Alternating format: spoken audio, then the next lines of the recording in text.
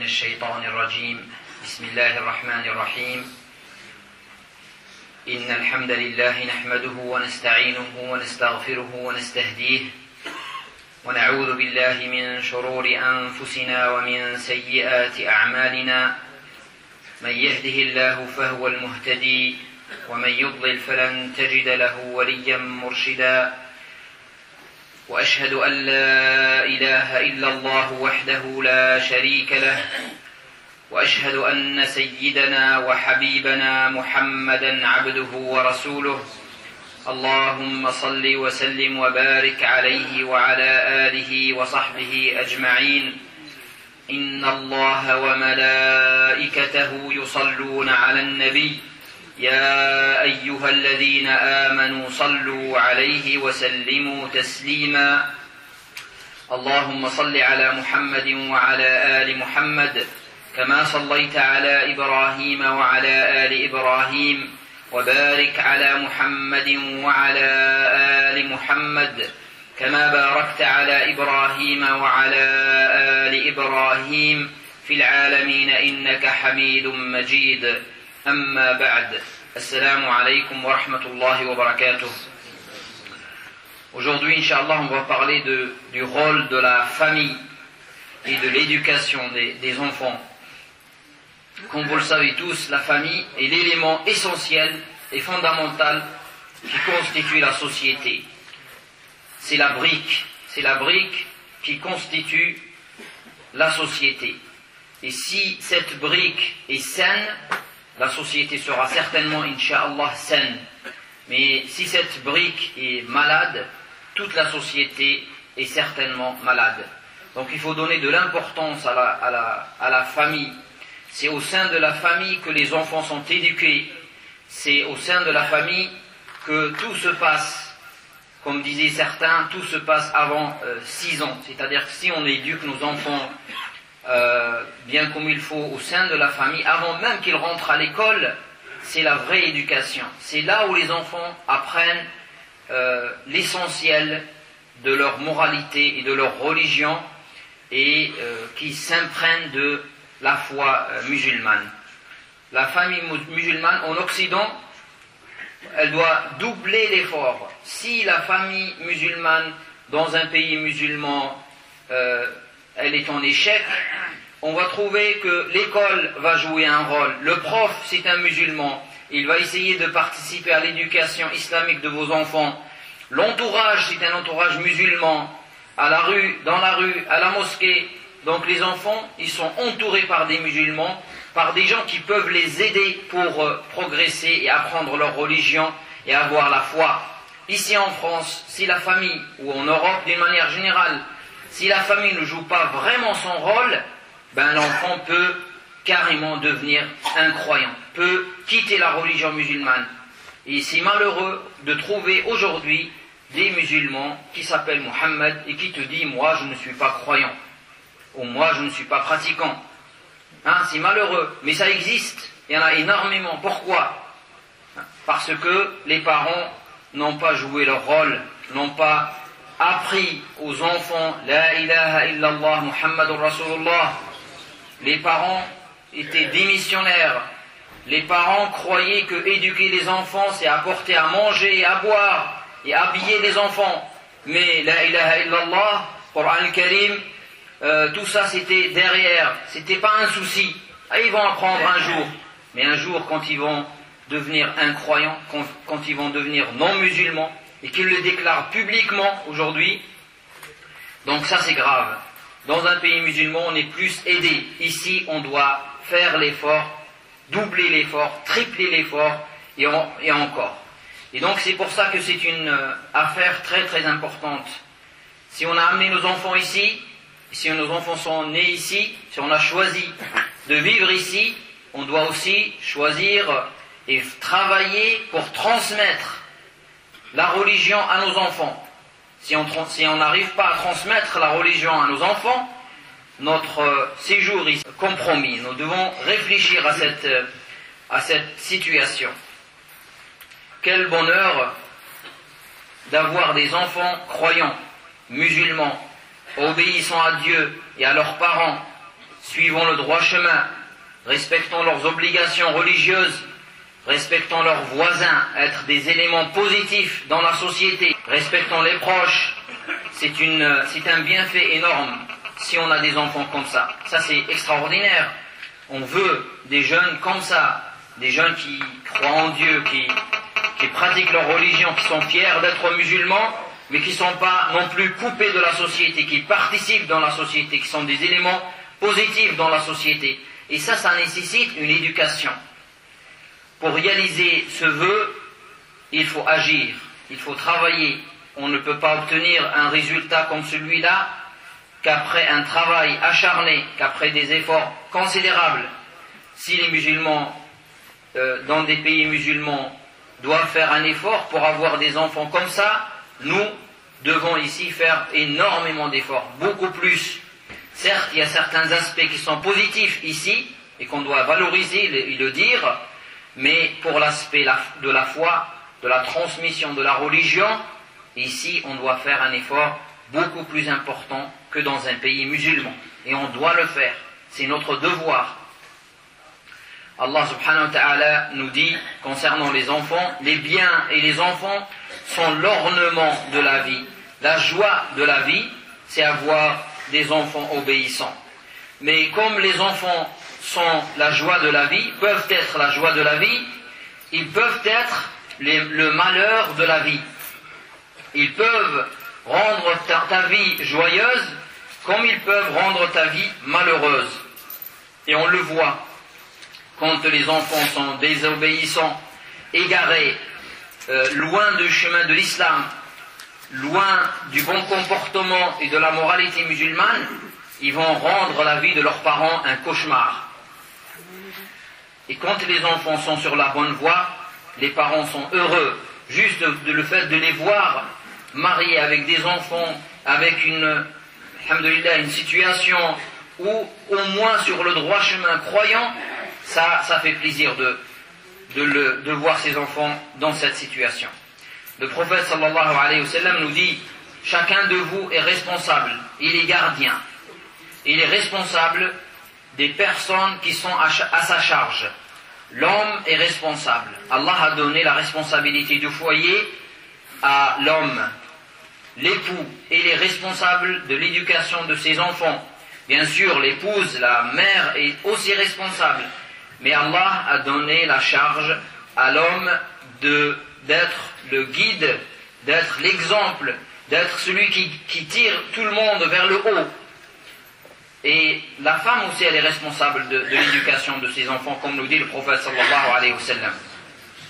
D'après Abu Huraira radiyallahu anhu, dans ce hadith rapporté par le Bukhari et Muslim, le prophète sallallahu alayhi wa sallam nous dit, chaque nouveau-né vient au monde selon la fitra. Quand un enfant naît, il naît selon la fitra, donc il est pur, il est innocent, il est propre. L'enfant, quand il sort du ventre de sa maman, il est croyant, il est musulman, il a la foi. Donc, il va naître naturellement guidé vers le droit chemin, comme Allah l'a créé. C'est ça la fitra. Mais ce sont ses parents qui font de lui un juif, un chrétien ou un masdien, quelqu'un qui croit au feu, qui adore le feu. Donc, c'est bien les parents qui vont orienter l'enfant. L'enfant, c'est comme une page blanche. Tu peux écrire dessus ce que tu veux. Si tu orientes ton enfant vers la foi en Dieu, vers la foi en son prophète Muhammad sallallahu alayhi wa sallam, et que tu l'accompagnes, que cette foi soit ferme dans son cœur, ben il va suivre. C'est comme un petit arbre. Quand tu vas lui mettre un tuteur, et quand il va grandir droit, mais quand tu le laisses tout seul, il peut grandir tordu. Et donc, c'est les parents qui vont orienter l'enfant vers le droit chemin, comme le dit le hadith. Donc, on a une responsabilité envers nos enfants.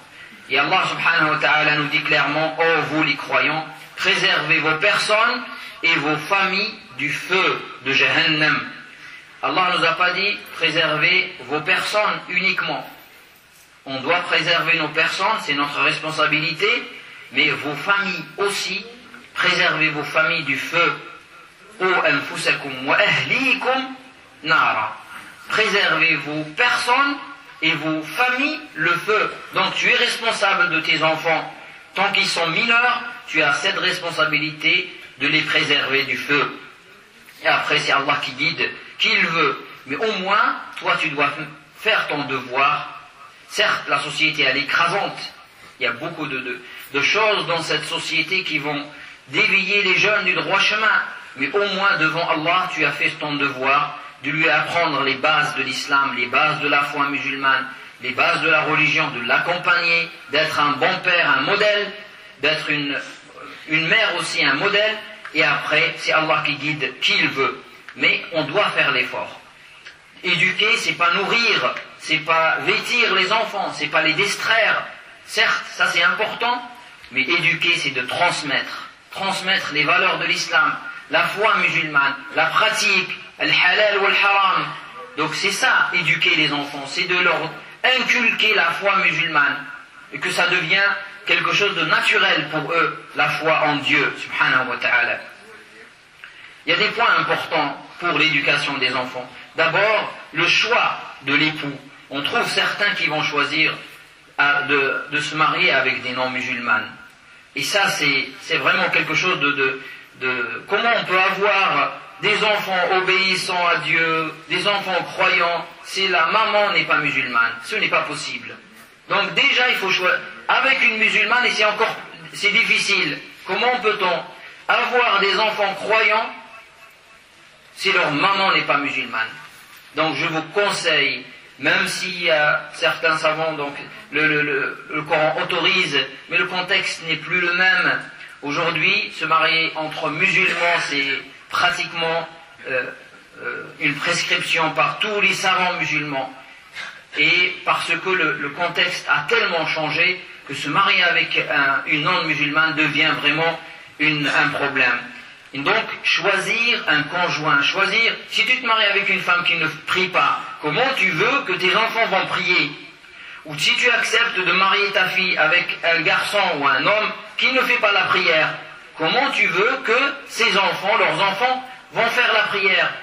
C'est pas possible. Donc c'est pour ça qu'il faut bien choisir à qui donner nos filles et à qui marier, avec qui on marie aussi nos filles.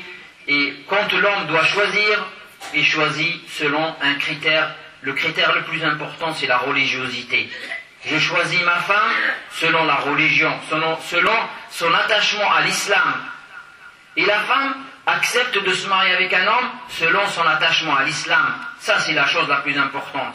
Si tu veux des enfants pieux, voilà la première étape. La deuxième étape, c'est de demander à Dieu de l'aide. De demander à Allah subhanahu wa ta'ala de te donner une épouse vertueuse, de te donner des enfants vertueux, obéissants, croyants, musulmans. Demander l'aide d'Allah subhanahu wa ta'ala parce qu'on ne peut rien faire tout seul. Si Allah ne nous aide pas, on ne peut pas avancer. Et donc, toujours dua silahul mu'min. Dua, c'est l'arme du musulman. C'est la protection qu'Allah nous donne. Et avec dua, on peut atteindre, Inch'Allah, des niveaux. Et dua ne suffit pas seul, bien sûr. Il faut travailler. Mais il faut travailler, agir et faire confiance en Dieu et lui demander de l'aide. Allah nous le dit à travers les prophètes et les messagers, comment Zakaria demande à Dieu de lui donner des enfants vertueux, comment Ibadur Rahman, quand Allah les décrit dans le Coran, et ceux qui disent Seigneur, fais que nos épouses et nos enfants soient pour nous une source de bonheur. Et comment tes enfants soient pour toi une source de bonheur? C'est quand ils suivent le droit chemin. Sinon, c'est une source de malheur. Donc voilà ce que disent les croyants. Seigneur, Rabbana, hablana min azwajina wa dhurriyyatina qurrata a'yun. Voilà. Seigneur, fais que nos épouses et nos enfants soient pour nous une source de bonheur, la joie de la vie. Et ils ne peuvent être la joie de la vie que s'ils sont sur le droit chemin. La femme musulmane aussi peut faire la même invocation. L'autre point, c'est l'éducation par l'exemple. On ne peut pas exiger de nos enfants de faire la prière, d'être bons, d'avoir une bonne moralité, d'avoir la foi, sans que nous-mêmes nous soyons imprégnés par la foi, sans que nous-mêmes nous soyons pratiquants, respectueux, avec une bonne moralité, bon comportement avec les autres, ce n'est pas possible. C'est pour ça qu'Allah subhanahu wa ta'ala nous a envoyé Muhammad sallallahu alayhi wa sallam. Pour qu'il soit pour nous un exemple à suivre. L'homme suit l'exemple. Et les enfants suivent l'exemple de leurs parents. Si le père fume et boit et insulte, et après il dit à ses enfants, c'est pas bien de faire ça, ben il n'est pas légitime pour le dire. Il faut, pour éduquer les enfants, la moindre des choses, c'est l'exemplarité. Et parfois, avec l'exemple, tu peux éduquer silencieusement tes enfants, sans leur parler, mais tu leur donnes l'exemple, et les enfants sont très attachés à l'exemple, sont très sensibles à l'exemple que peuvent donner les parents. Donc, c'est quand l'homme prie, il fait la prière sérieusement, qu'il ne néglige pas sa prière, généralement, les enfants vont faire la prière et ne vont pas négliger la prière. Quand l'homme a une bonne moralité, il est souriant, il a un bon comportement avec ses voisins, généralement ses enfants vont avoir un bon comportement avec les voisins. Et quand c'est le contraire, ça va être le contraire, certainement. Et ça, c'est l'éducation par l'exemple. Et le prophète sallallahu alayhi wa sallam était pour nous un exemple. Donc, d'abord, c'est l'exemplarité. Encore, il faut apprendre à nos enfants la foi musulmane. Ce n'est pas normal que nos enfants ne sachent pas les 6 piliers de la foi musulmane. Ce n'est pas normal que certains de nos enfants ne sachent pas dire « Ashhadu an la ilaha illallah wa ashhadu anna Muhammadan Rasulullah ». Et là, peut-être, il y a certains musulmans qui ne prennent pas le temps d'apprendre à leurs enfants « Ashhadu an la ilaha illallah wa ashhadu anna Muhammadan Rasulullah ». Tu trouves un jeune musulman qui s'appelle Muhammad ou al-Bashir et qui ne sait pas dire Ashhadu an la ilaha illallah wa ashhadu anna Muhammadan Rasulullah correctement. Et quand tu lui demandes de te l'expliquer en français, ben il est perturbé, il ne sait pas l'expliquer. C'est pas normal. Si un père donne à manger et à boire à son enfant et il ne lui donne pas la ilaha illallah Muhammadan Rasulullah, il n'a rien fait. Il n'a rien fait. Ce n'est pas l'éducation à l'école qui va lui apprendre ça. Donc, ashhadu an la ilaha illallah wa ashhadu anna Muhammadan Rasulullah, croire en Dieu, avoir confiance en Dieu, adorer Dieu seul, avoir croyance aux anges, aux livres, aux prophètes, au jour du jugement dernier, avoir confiance en Dieu, au destin, croire au destin qu'il soit bon ou mauvais, les 6 piliers de la foi doivent être enseignés. L'homme, les parents, s'il y a un minimum à avoir, c'est ça. C'est que nos enfants sachent les 6 piliers de la foi, les comprennent et qu'ils vivent ces 6 piliers de la foi musulmane. Croire en Dieu, croire aux anges et au monde invisible, croire en tous les messages et les révélations, croire en tous les prophètes et messagers, croire au jour du jugement dernier, croire au destin. Ils doivent être imprégnés par ça. C'est ça la foi musulmane. Donc, aussi la pratique. La pratique, et la première chose dans la pratique, c'est la prière. La prière, c'est Ali ibn Abi Talib, il explique le verset « Oh, vous qui croyez, préservez vos enfants, préservez vos personnes et vos familles du feu », il dit, c'est la prière, c'est les éduquer et leur enseigner l'islam, en premier lieu la prière. Allah nous dit « Et commande à ta famille la salat, et fais-la avec persévérance ». Toi, tu dois faire la salat et tu dois enseigner la salat. Mais, comme j'ai dit, il faut d'abord faire la prière toi-même et être vigilant sur ce point-là. Et l'islam nous ordonne de demander à nos enfants de faire la prière à 7 ans. À 7 ans, normalement, tu dois dire à ton enfant, c'est l'heure de dhuhr. Mon fils, t'as fait la prière. Ma fille, t'as fait la prière. C'est l'heure de dhuhr. C'est l'heure de l'asr. C'est l'heure de l'Maghrib, c'est l'heure de l'Isha, c'est l'heure de l'Fajr. Donc, ça c'est important. Mais si tu leur dis jamais rien et tu attends qu'ils aient 20 ans pour leur dire pourquoi tu pries pas, c'est trop tard. À 10 ans, tu dois être plus ferme avec eux. Tu dois même les punir quand ils ne prient pas. À 10 ans, comme nous dit le prophète sallallahu alayhi wa sallam. Et après, ils sont responsables devant Allah quand ils atteignent l'âge de la puberté. Donc la prière, c'est le signe. Quand les enfants font la prière correctement et respectent la prière, c'est-à-dire qu'ils ont la foi. ils ont la porte ouverte vers Allah subhanahu wa ta'ala. Ils peuvent lui parler, ils peuvent lui demander. Et quand les enfants ne respectent pas la prière, ben c'est fini aussi. Parce que la prière, c'est le signe, c'est le thermomètre de la foi. Quand on a la prière, on a la foi. Quand on est loin de la prière, la foi baisse jusqu'à peut-être disparaître. Aussi, il faut leur apprendre le bon comportement, comment parler, comment manger. Le prophète sallallahu alayhi wa sallam nous dit, l'homme n'apprend à son fils une qualité meilleure qu'une bonne moralité et un bon comportement. Voilà ce que le prophète sallallahu alayhi wa sallam nous dit. En voyant un enfant manger n'importe comment à table, le prophète lui dit, oh mon fils, dis bismillah, mange avec ta main droite, mange de ton côté. Voilà comment les parents doivent aussi éduquer leurs enfants aux bonnes manières. L'éducation par l'exemple et l'éducation par la parole, avoir une bonne moralité. Et avoir cette moralité, c'est la méthode, c'est la tendresse, l'amour. Il faut que les enfants sachent que nous les aimons. C'est pas la dureté, c'est pas la violence qui va apporter. Bien au contraire. Donc, avec la douceur, avec la parole, avec la communication, il faut parler aux enfants. Il faut faire des cercles d'éducation à la maison. Il faut prendre Riyad al-Salihin et lire des hadiths du prophète sallallahu alayhi wa sallam. Il faut se réunir avec les enfants pour leur enseigner l'islam. Sinon, on va les laisser jusqu'à l'âge de 20 ans, ça serait trop tard. La tendresse, l'affection, les enfants doivent savoir que nous les aimons. Et c'est pour ça que nous les accompagnons pour apprendre la religion. Et s'ils ratent la religion, ils ont tout raté. Celui qui retrouve Dieu, il a tout retrouvé. Et celui qui rate Dieu, il a tout raté. Voilà comment, un exemple de Luqman, regardez comment ce prophète ou cet homme sage, comme le Coran nous le dit, Luqman exhorte un jour son fils en lui disant, mon cher fils, regardez comment la tendresse, déjà ça saute aux yeux, ça s'entend. Mon cher fils, ya bunay, n'attribue aucun associé à Dieu, car le polythéisme est un crime abominable. La foi d'abord.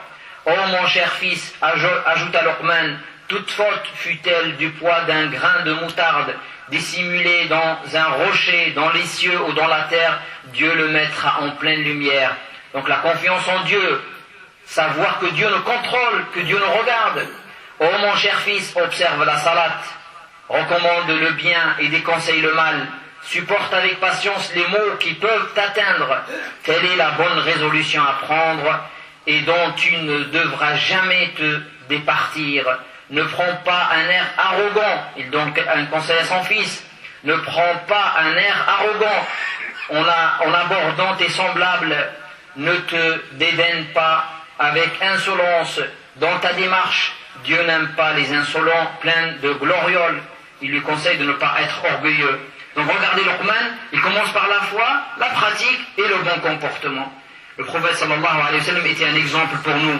Il a éduqué ses compagnons. Parmi ses compagnons, il y avait Oussama ibn Zayd, qui était un chef militaire à 17 ans. Le prophète l'a envoyé comme le responsable d'une armée à 17 ans. Mus'ab ibn Umayr, à 20 ans, il était l'ambassadeur du prophète sallallahu alayhi wa sallam.